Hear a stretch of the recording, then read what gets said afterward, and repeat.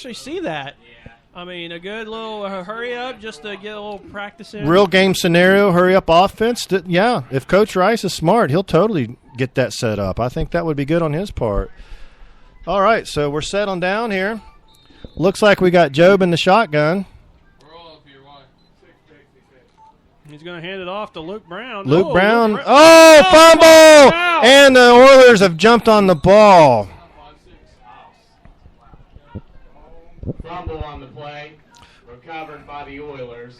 Man, that's the kind of stuff that I would really hope we could work on. But I bet that ball is really slick right now. It's cooling down. You got the condensation on the grass, a lot of sweat. That ball's probably just slimy. Very true. I've been there. It's starting to cool down. Condensation starting to kick in. People are getting tired, wanting to go home.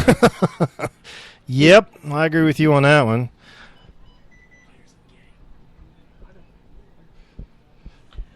So, Vermeil, with that being said, who do you think the players of the game should be? Oh, my. Players of the game. Let's start off with offense. Offensive player of the game. I got to go with Job Swords again. Maybe a couple of the running backs. But Job, he's threw some passes for some completions and ran some too. And didn't he score at least a couple times? Yes, he did. So, you know, I would probably go as far as give it to Maka. Maka? Okay, I like that. You know, Job's a consistent performer on the offense, and I don't want to just be greedy and give it to him every time. So I like that. I mean, Maka, he's ran hard today. He's got a touchdown. Okay. Okay, let's just say Maka, you know. He all right, then Maka. spread it around, yeah. Oh, touchdown. Wow, that pass was right where it needed to be. Wow, and the Oilers score a touchdown. That's an emotional victory for the Oilers right now. You know, they busted through the goose egg. They're one of the few teams to get a score. And again, the Tanks defense have not folded on this. They are playing them still, heads up. Very true. I guarantee you Coach Roten's a little bit frustrated with that. It's we would have liked to have kept it a goose egg on the board. Moral victories being what they are, we're still going to walk away with a win. A couple teams that are in our division took a loss. It's a good night for the Tanks. All right, so Micah, we think on the offensive player of the game. Who do you think defense? Because man, I really don't know. I mean, well, obviously, I would almost nominate the entire Tanks defense, but if I even had to narrow it down, I would say some of the Tanks secondary. Chris Hill, obviously, Chance Freeman. What's number 3 again? I believe that's Richard Elwood. You know what? They all had, you know, so let's give it to number 13 tonight. That's one that I think is worthy. And who are we talking? So who all had interceptions tonight? Chris Hill. 2 interceptions? Okay. And you also got to remember he took one. He took one. He had 2 pick sixes. So I would go. Okay. I would probably have to say Chris Hill. Chris Hill is still one of the phenomenal players, and that wraps up the end of the game, I believe. No, 2-11, my bad. They're out there dancing around for the kickoff. Again, some of our guys are a little bit, you know, wore out, ready to call this a night. Yeah, and you know I am. Yeah, I'm looking forward. Oh, by the way, to all the fathers out there in the podcast, happy Father's Day, guys. Yes, happy Father's Day to whoever is fathers and whatnot. Yeah, we even future fathers. Future fathers, yeah. We want to say congratulations and happy Father's Day. Happy Father's Day to all of them out there. Without you guys, we wouldn't be here watching a bunch of your kids play football. Ain't that the truth? Yeah, and you guys have raised some good boys out here. A lot of good young men out here on the football field on both sides of the sideline. Yes. So, yeah, it's probably going to be the kickoff and then a 2-minute warning, and we might see a decent little series of downs for the offense one more time. Again, I can't say enough about these Oilers players. They're playing to the last down. They're playing graciously and good sportsmanship. That's awesome. Some teams right now would have maybe said, screw it. You got players that would be fighting with themselves on the sidelines or whatever. They're still here, and they're still playing. You can play with pride when you play like that. Yes, very true. There are some teams that, if it's not going their way, they will implode upon each other. Yeah, implode's a good word. That's exactly what they do. They implode on each other.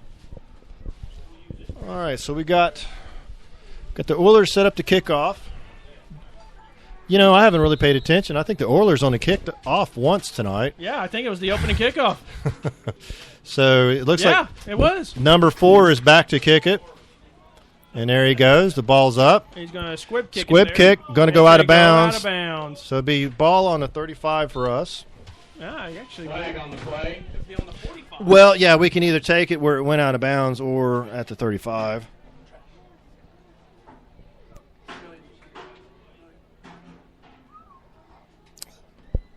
Oh, yeah. So, yeah, we're cleaning up here, guys, because we're getting it done for the end of the night. And kind of trying to gather up everything. So if I zone off on you, I apologize. Yeah, you might be pushing out Z's, and I'll be doing this single-handedly. No. I enjoy this, Nick. I really appreciate the opportunity to come up here and do this. Oh, man, you can do this anytime you want, as long as Tyler's okay with it. You know. But he's a little preoccupied right now, so I guess I'm in charge. Well, I love. Yeah, you can come back. You can come by anytime and do it. If I'm not on the field, I might pop up every once in a while just to say hi to the people and stuff like that. Even just to have a cameo. No, I could do that. I could totally do that. Again, 15 years. You're one of those Stan Lee cameos. Excelsior. I like that reference. I've never been compared to Stan Lee in my entire life. Oh, he's going to throw it deep, and he's got gosh. a man. Oh, lost it in the lights. Yeah.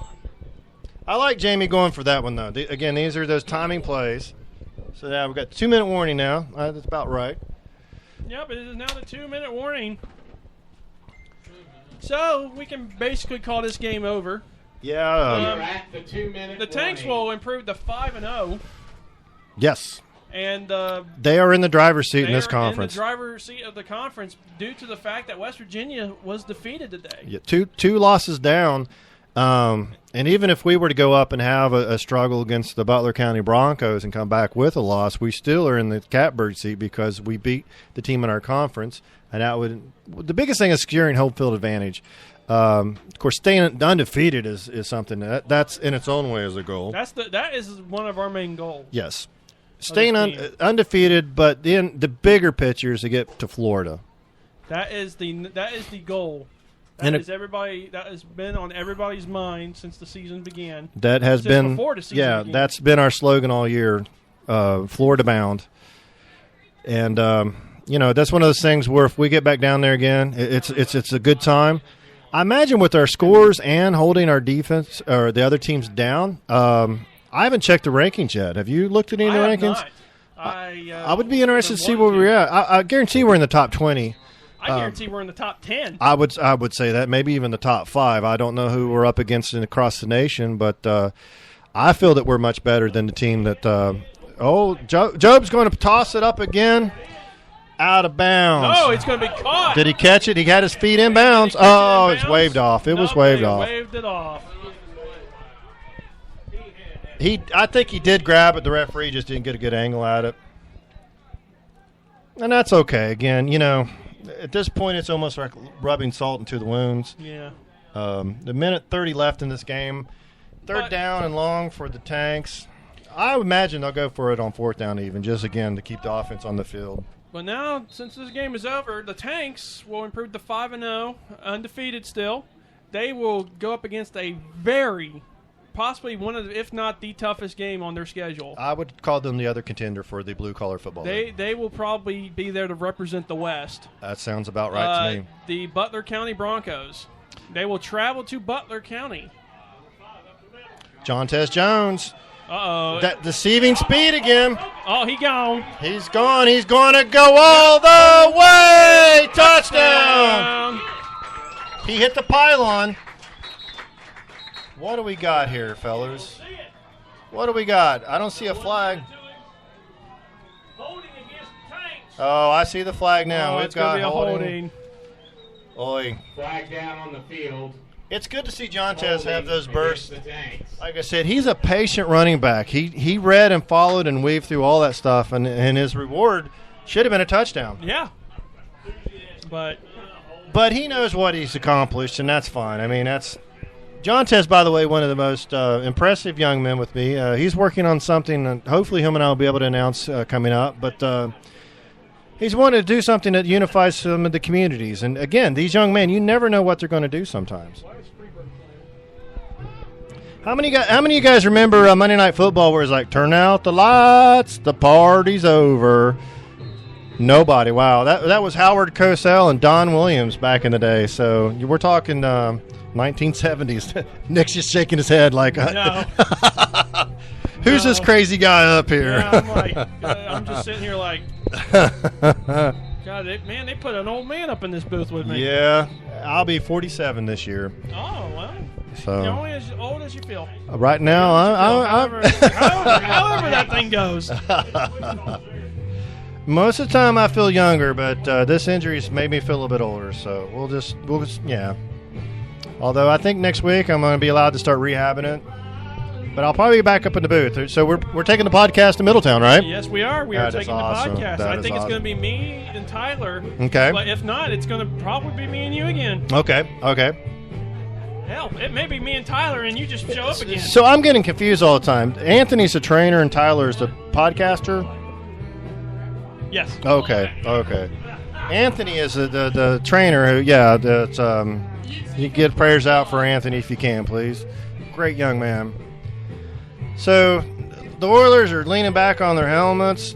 Jamie and Coach Aldridge are out there kind of get a couple of good plays in. Maybe Just to get a little more, just an extra work for the offense, because they really haven't ran much plays today. Well, if they were smart, they'd be playing the next two plays. So if they get the first down, what's your next play? If you don't get the first down and it's 4th and long, what's your next play going to be as well? If you don't get it, then I think you should pack it in, call it a day. Yeah, I agree with that. If you get it, maybe pack it in, call it a day.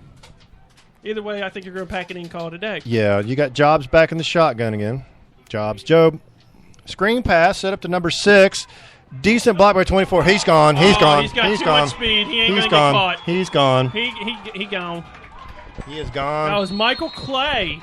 Touchdown! I do know that's one of those plays that Jamie Rice is trying to get the timing set up on. Takes the And screen pass all the way for a score. number 24 set the block up for that, or it wouldn't even have broken free. And help me out here again, Nick. Who's number 24? Number 24. Coons. Yeah. Coons. He's come back from a wrist injury, and he's got some good speed, and he's got some power to him. He just hasn't had a chance to really get much playing time and to get used to being on this field. But It's a big party here in the press box. it is a press box. We're all getting down, jump around. House of Pain, I believe that was. Again, from the 90s. Yeah. A lot of the fans are going down to congratulate their husbands and boyfriends, and some of the kids are going down. Again, happy Father's Day to the sons and daughters that are down there with their dads out here on the sideline. Absolutely. We got Zach back for the extra point. Zach finally got, I think, his groove on, so this could be good going into next week. We need to get any points we can put on the board is going to be good. The Oilers are actually going for it this time. We've got a scramble. Ooh, good move. Coons got up, and Coons. again, He's gonna he's be brought difficult down. to take down. He is totally difficult to bring down. He's going to be an asset. You know, again, he started the season with an injury, something with his wrist. I think he had a broken wrist or something. He recovered from that. So it's just a matter of time on the field for him. So as we come up the field, this game is basically all but wrapped up. Yes, sir. With 21.3 seconds left to Wow. go in the game, it's 53-6. Tanks over the Oilers. Tanks are just dominating like every team they played against in the last 4 or 5 weeks now. Mm-hmm. The defense is a monster. I was actually surprised on how well they would play today, especially coming off that bye. Mm-hmm. Yeah. I agree with you on that one. Sometimes you come back with a little bit of a funk or just not, head right. Again, the guys on the sideline are acting happy, jovial, hanging out with each other. Of course, we need to get some guys out on the kickoff team there. A lot of them are already taken off their pads and packed it in for the day. You know a name that I hadn't heard today, and I just realized he's not here, Johnny Rollins. Yeah, wrong. It's the Wild Man. The Wild Man, probably Man, out I'm on kinda bummed I vacation haven't or seen the something. Wild Man at all today. Like I said, I noticed some faces weren't here, but it takes me a while to get my. Well, it's understandable. It's a holiday weekend, and Yep, I got family.